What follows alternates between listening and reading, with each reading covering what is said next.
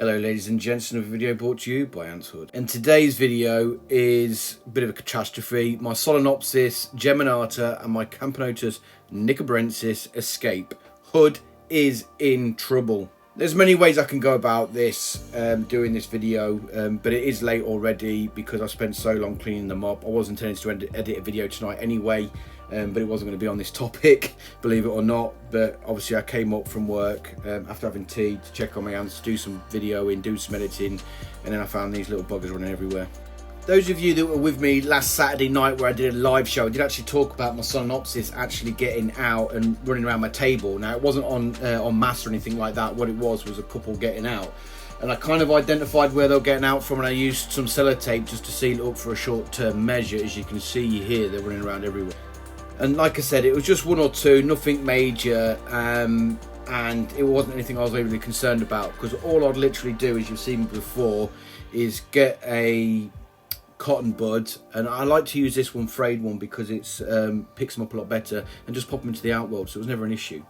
But when I came in tonight, it was a lot more than normal. Now, it wasn't this much, and to be fair, what I'd done is I didn't think about filming it as normal, and I literally just sellotaped, checked the sellotape, and I was starting to get out, so I decided to remove the sellotape. And if you see the central point where they're getting out from here, I tried to tighten it. Now I either did one or two things: one, I went the wrong way, or two, I threaded the support so it wasn't gripping as tightly. So then, as you can see here, which I haven't identified yet, believe it or not, they're just pouring out. I think I've actually got a close-up of it in a second. They're just pouring out and dropping off, like you can see. So I'd actually cleaned a lot up until I actually realised I was still getting out, and it was an issue. So I kind of went into emergency measures, and I did something I didn't particularly want to do, but I'll go into more of that in a second. Now, if you can think back when I first got this outworld, I did say that it was a prototype custom job for me, and Sid or Wakooshi did not want me to put my Solenopsis in this, but I did it anyway, and I thought it was fine. So I'm not massively going to have a rant to Wakooshi about this one, because frankly I did what he didn't want me to do, so it's more of my fault than it is his, to be honest. What this has allowed him to do is actually modify the design and make amendments going forward, which I guess is why testing out on me is great. And you can see why they're just still dropping out there. So I think I get a zoom in actually now, so you can have a look a bit better. So if we zoom in, you can actually see what I mean. They're just pouring out of it now, where I don't know what I've done, to be honest. If I loosened it or threaded it, I'll find out when I do my plans going forward. So zooming back out again, I've got no choice at this point, but I have to use sellotape to stop them getting out. Otherwise, it's absolutely fruitless trying to clean them up. So I do get some sticky tape, yes, because I'm on Blue Peter now. I do get some sellotape, and I then start covering the area again so they can't get out, and you'll see that me doing that in a second. Yes, I did lose quite a few workers doing this, but in the grand scheme of things, this colony is about 20,000 strong, so losing maybe 100 max, if that, probably not, of workers is not going to be detrimental to the colony as a whole. But I don't like having to do this because it upsets me, because I do love my ants, and I don't like needlessly killing them like this, but it's unfortunate, and you don't really have much choice on it. Now, I know that you guys are probably thinking, why on earth are you cleaning them up with a cotton bud like this? Cotton wool, they grip to it too much, like a big bud of it, and I just find with Solenopsis it's a lot easier to clean them up using a cotton bud like this. I don't know why. I think it's because I can flip them off fairly easily, because they will grip onto cotton wool, and it is a nightmare to get them off it. So I just find it a lot easier to do it with a cotton bud. So that's why I'm doing this, and that's why it's taken me for ages. And it did take me a while. I think I was at this for about a half hour to an hour, just cleaning up this little mess that I've got here.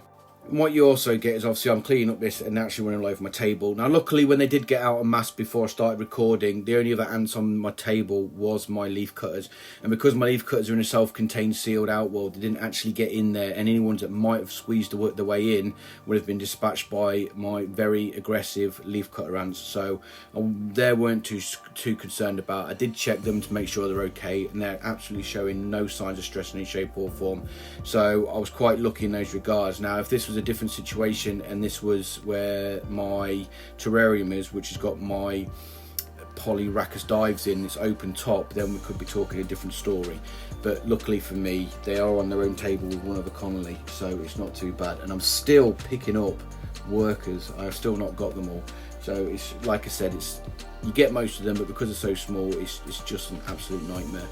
What I will do is link the video where I did distinctly say that Wakooshi said not to put my Solenopsis in it, but I thought, it looks like I got outworld, I'll put my Solenopsis in, and I did. So in his defense, he told me not to do it and I did it anyway, but I'll link that video in the top right corner now.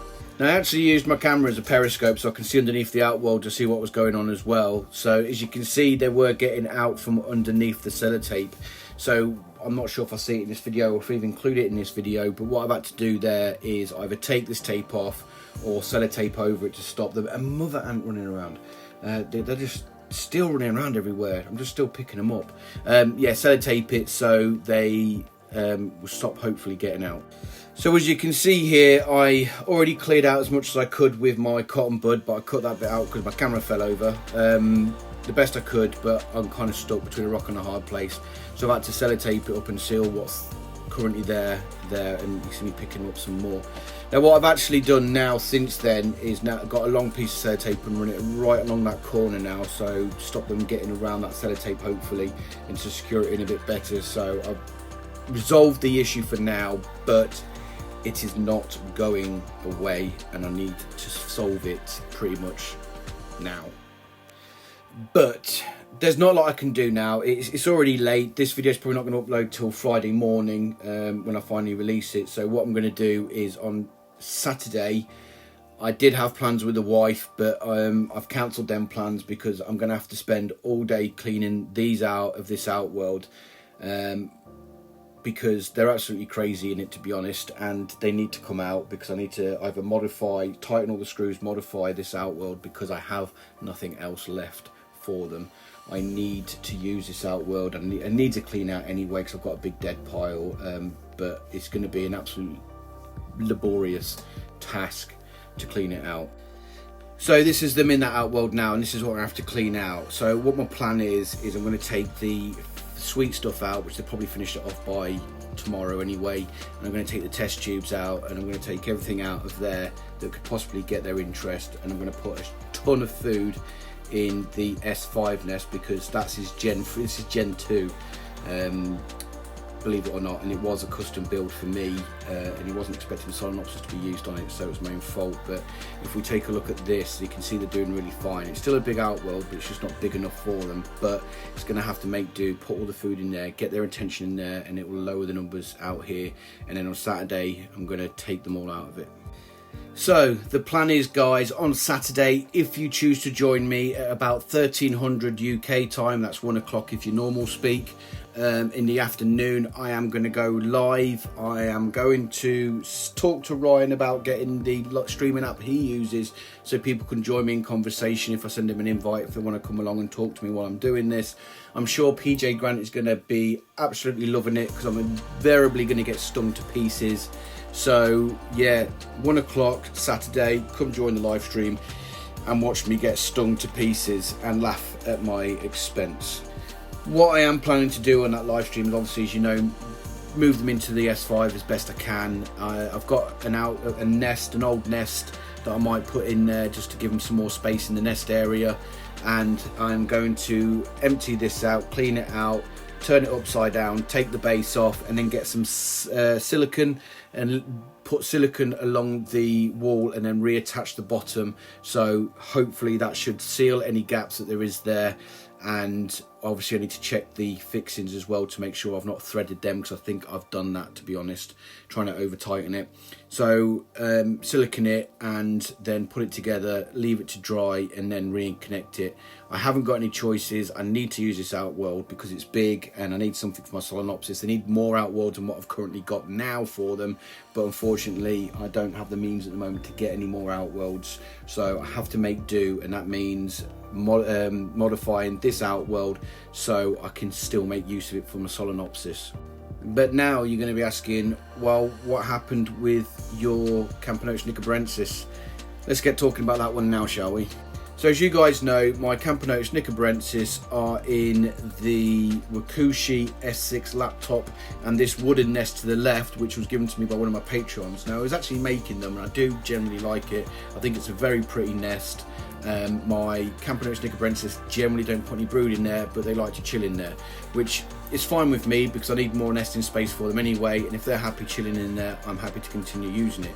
And I did continue using it because it's pretty. Now, it didn't come with any stoppers or anything like that. It was just a wooden block with the holes for the tubing to go in. So what I initially did with the tubing on the right was obviously it goes into the nest, and on the left I put some cotton wool, but when they chewed through that I put a plastic stopper in it and sealed it with sellotape so it didn't pop it out. Now, believe it or not, you can see here they've chewed through this. They left it alone for so long, but what happened was the sellotape came unstuck earlier this week, and they got out and they're running all over the table. Didn't film it, didn't talk about it, because I was going to bed and I was just doing my last check of my ant nest. I literally just hooved them all up, put them in, put that on the fresh sellotape. Job's a good one. But as you can see here, they've clearly chewed through it and then got out. So they've realised there's an exit there. They've gone, hey, there's an exit here. It's just been blocked. Let's unblock it. And Camponotus doing what they do best and chewing through all my stoppers. Now, believe it or not, you're probably not going to believe it, but this was literally, as soon as I sorted my Solenopsis out, I thought I'll just check that, because you never know, and they'd got through it like this. So you can see where they've chewed through it, and they're just about to get past the sellotape. So they're very close to forcing the sellotape off and all getting out.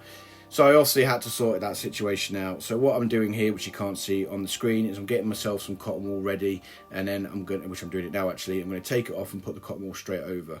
Now, unlike the Solenopsis, that was a very streamlined and very efficient method of stopping them getting out. So as you can see there, I'm just putting it on top of the outworld because not all of them are stuck to it, but there is some stuck to that sellotape, and I will show you that video of me trying to rescue them with all the limbs intact, which was very difficult. But what I do is get my pokey and I just force the cotton wool in there, and that will be okay for a couple of weeks anyway before they get through it. But I am going to have to come to remedy to this situation because the cotton wool is not long term, and those stoppers that had been used in is now not good enough because they chew through it very quickly. Believe it or not, I actually managed to save all but 2 of these ants, which I don't think is bad going, to be honest. The stoppers don't work, and I need to look at another solution for now, but I don't think I did too bad in prying these guys off, and then just about all of them, once they took off, did actually run off. So only 2 died, not too bad. But anyway, that's it for today then, guys. Hope you enjoyed this video. Please join me for my live stream on Saturday. I have cancelled all my family plans so I can sort out these ants, so please join me and keep me company because my wife is going to be leaving me all weekend. So pop along Saturday at 1300 or 1 o'clock normal speak, and I will see you guys there. Please check me out on Instagram or Facebook if you want to ask me any questions or talk to me or join my Facebook group. Whatever you want to do, by all means, get in contact. I do talk to most people that message me, unless they're messaging me rudies, because it's spam. But yes, jokes aside, but please support this channel, hit the like and subscribe because it helps my channel out, getting it out there for other people to like and subscribe, hopefully. But thank you for watching this video, but also a big thank you to my Patreon supporters. So please join me saying a big fat thank you to my Patreon supporters: Adam W, Adrian, Antantix, Anty Matters, David D, Jason W, Paul A, Pavance, PJGrant, and the 530 ski. I'll get it right one day. If you want to become a patron, please check the link out in my description below.